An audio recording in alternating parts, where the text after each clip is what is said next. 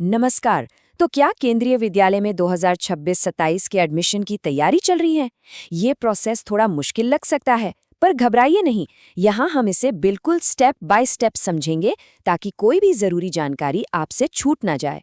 सबसे पहली और सबसे ज़रूरी बात, यहाँ जो भी जानकारी हम डिस्कस करेंगे वो सीधी केंद्रीय विद्यालय संगठन से ली गई है, जो एडमिशन के लिए अकेली ऑफिशियल बॉडी है। स्क्रीन पर जो आप ये लोगो देख रहे हैं, ये उसी की निशानी है। तो चलिए फटाफट से देख लेते हैं कि हमारी इस एडमिशन यात्रा का रोड मैप क्या होने वाला है। हम शुरू करेंगे ज़रूरी तारीखों से, फिर देखेंगे बच्चे की एलिजिबिलिटी, ऑनलाइन और ऑफलाइन फॉर्म्स में क्या फ़र्क है, कौन से डॉक्यूमेंट्स तैयार रखने हैं, ऑनलाइन अप्लाई करने के स्टेप्स क्या हैं, और आखिर में फॉर्म जमा करने के बाद क्या होगा। सब कुछ कवर करेंगे।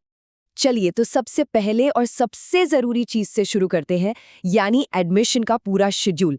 क्योंकि देखिए, सही टाइम पर सही कदम उठाना ही सबसे ज़्यादा ज़रूरी है। इन तारीखों को कहीं नोट कर लीजिए। देखिए, क्लास 1 और बाल वाटिका के लिए ऑनलाइन पोर्टल 20 मार्च को खुलेगा और ठीक 2 अप्रैल को बंद हो जाएगा। और जिस दिन ऑनलाइन बंद होगा, उसी दिन से क्लास 2 और उससे ऊपर के लिए ऑफलाइन रजिस्ट्रेशन शुरू होगा, पर वो भी तभी जब सीटें खाली होंगी। और उसके बाद अप्रैल में ही एक के बाद एक प्रोविजनल लिस्ट आनी शुरू हो जाएंगी।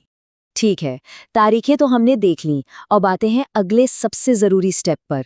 ये चेक करना कि बच्चा एडमिशन के लिए एलिजिबल है भी या नहीं, और इसका सबसे बड़ा क्राइटेरिया है उम्र, यानी एज। ये टेबल देखिए, इसमें एज क्राइटेरिया बहुत ही साफ साफ समझाया गया है। मान लीजिए, अगर क्लास 1 में एडमिशन चाहिए तो बच्चे की उम्र 6 साल पूरी होनी चाहिए और उसका जन्म 1 अप्रैल 2018 से 1 अप्रैल 2020 के बीच हुआ हो। इसी तरह बाल वाटिका की हर क्लास के लिए भी एज लिमिट दी हुई है, तो आप आसानी से चेक कर सकते हैं। तो एलिजिबिलिटी भी चेक हो गई। अब अगला सवाल आता है कि अप्लाई कैसे करें। केवीएस में 2 तरीके हैं, ऑनलाइन और ऑफलाइन, और ये समझना बहुत ज़रूरी है कि कौन सा तरीका किस क्लास के लिए है। तो देखिए, दोनों तरीकों में फ़र्क बिल्कुल साफ है।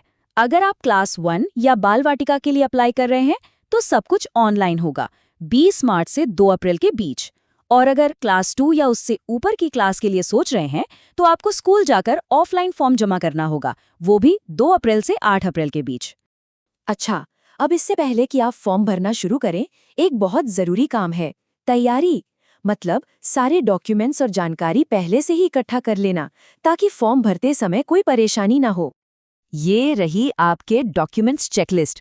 एक एक्टिव इंडियन मोबाइल नंबर और ईमेल आईडी तो चाहिए ही चाहिए। साथ में बच्चे की फोटो और बर्थ सर्टिफिकेट की स्कैन्ड कॉपी भी रेडी रखिएगा। और हाँ, एक बहुत ज़रूरी बात, ध्यान रहे कि किसी भी फाइल का साइज 200 KB से ज़्यादा ना हो। अगर आप EWS या विकलांगता जैसी किसी स्पेशल कैटेगरी में अप्लाई कर रहे हैं तो उसके सर्टिफिकेट्स भी तैयार रखें। ओके, तो सारे डॉक्यूमेंट्स तैयार हैं। चलिए अब ऑनलाइन एप्लीकेशन प्रोसेस को स्टेप बाय स्टेप समझते हैं। प्रोसेस बहुत सीधा है। सबसे पहले आपको रजिस्टर करके एक लॉगिन कोड मिलेगा। इस कोड से आप लॉगिन करेंगे, फॉर्म भरेंगे और डॉक्यूमेंट्स अपलोड करेंगे। लेकिन सुनिए, सबसे ज़रूरी स्टेप आखिर में है। जब आप फॉर्म सबमिट करेंगे तो आपको एक एप्लीकेशन सबमिशन कोड मिलेगा। और ये बात बिल्कुल गांठ बांध लीजिए, जब तक आपको वो एप्लीकेशन सबमिशन कोड नहीं मिल जाता तब तक आपका फॉर्म जमा हुआ नहीं माना जाएगा। केवीएस को आपका डेटा दिखेगा ही नहीं, वो कोड ही असली कंफर्मेशन है। और हाँ, एक और बहुत ज़रूरी बात, गलती से भी एक ही बच्चे के लिए एक ही स्कूल में बार बार फॉर्म मत भरिएगा। अगर ऐसा किया तो सिर्फ आपका सबसे आखिरी वाला एप्लीकेशन ही माना जाएगा, बाकी सब कैंसिल हो जाएंगे। तो चलिए मान लेते हैं कि फॉर्म सक्सेसफुली सबमिट हो गया है और आपको सबमिशन कोड भी मिल गया। अब क्या? अब शुरू होता है इंतज़ार। तो देखते हैं कि फॉर्म जमा करने के बाद क्या होता है और किन तारीखों पर नज़र रखनी है। अप्रैल का महीना बहुत ही एक्शन पैक्ड रहने वाला है। पहली लिस्ट आएगी 8 या 9 अप्रैल को। अगर सीटें फिर भी खाली रहीं तो दूसरी लिस्ट 16 को और तीसरी 21 अप्रैल को आएगी। और याद रखिएगा, रिजल्ट के लिए आपको सेंट्रल केवीएस वेबसाइट पर नहीं बल्कि उसी स्कूल की वेबसाइट चेक करनी है जहां आपने अप्लाई किया है।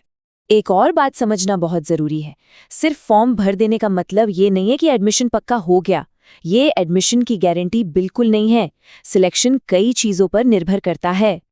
अच्छा, अगर बच्चे का नाम लिस्ट में आ जाता है तो बधाई, लेकिन काम अभी खत्म नहीं हुआ है। अगला और आखिरी स्टेप है डॉक्यूमेंट वेरिफिकेशन। आपको सारे ओरिजिनल डॉक्यूमेंट्स लेकर स्कूल जाना होगा और उन्हें वेरीफाई करवाना होगा। और ये चेतावनी बहुत सीरियस है। केवीएस इस मामले में कोई ढील नहीं बरतता। अगर कोई भी डॉक्यूमेंट नकली या गलत पाया गया तो एडमिशन तुरंत रद्द कर दिया जाएगा और कानूनी कार्रवाई भी हो सकती है। तो पूरी ईमानदारी बरतें। तो इस पूरी प्रक्रिया को समझने के बाद एक आखिरी सवाल, वो एक सबसे जरूरी नियम कौन सा है जिसे कभी नहीं भूलना चाहिए? और जवाब है ये गोल्डन रूल। फॉर्म को फाइनल सबमिट करने से पहले हर एक डिटेल को, मैं फिर से कह रही हूँ, हर एक डिटेल को 2 बार 3 बार जितनी बार हो सके चेक कर लीजिए। नाम की स्पेलिंग, जन्म की तारीख, डॉक्यूमेंट्स, सब कुछ। क्योंकि एक बार सबमिट का बटन दब गया तो फिर आप उसमें कोई भी बदलाव नहीं कर पाएंगे। तो याद रखिए, इस पूरे प्रोसेस में आपकी सावधानी ही सबसे बड़ी ताकत है।